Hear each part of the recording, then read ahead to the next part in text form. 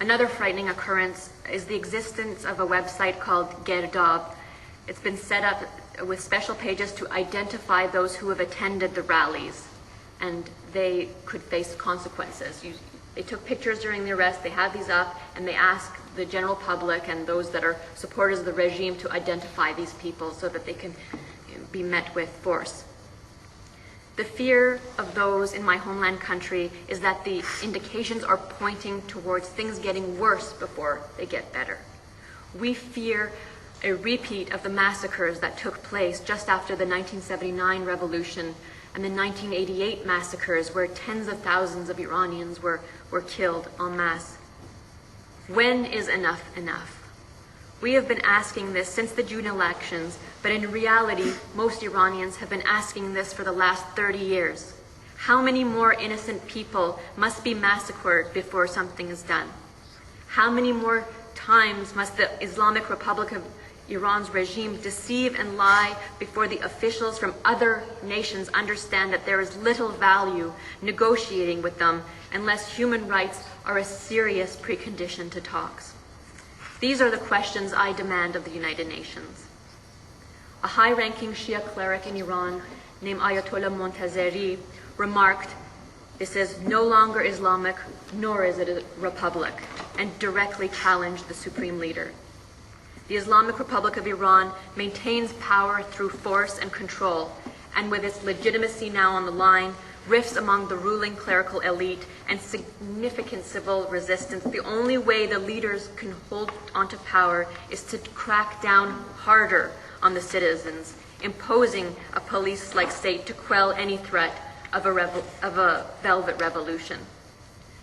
The United Nations must act immediately to stop these grave human rights abuses from taking place and to hear the cries of the Iranian people. I have a 10-point plan with recommendations on how to prevent such atrocities from taking place and the loss of more lives at this time of great crisis. I would encourage nation states of the United Nations not recognize and legitimize this undemocratic regime as the leaders of Iran. Support the Iranian civil society. Isolate the hardliners that are in power by imposing asset freezes, travel bans on officials, provisional arrests through Interpol, those recognized officials who have committed crimes against humanity, like Saeed Murtazavi, who is the former chief prosecutor of Iran implicated in the murder of Zahra Kazemi, a Canadian Iranian photojournalist who was murdered, raped by the regime simply for taking pictures outside of Evin prison.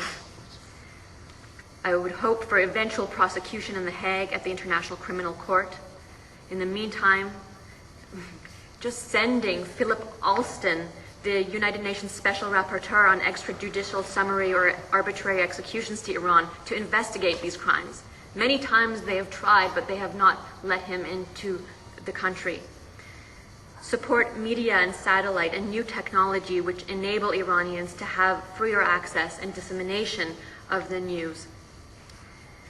As Hillel already mentioned, we have an appeal of Iranian human rights defenders, and what it does is we're calling for an emergency UN Human Rights Council session and international commission of inquiry to investigate Iran's grave human rights and demand the immediate release of all political prisoners. We have some prominent human rights defenders listed on the back, and this will be a continuous petition that we will make available online as well.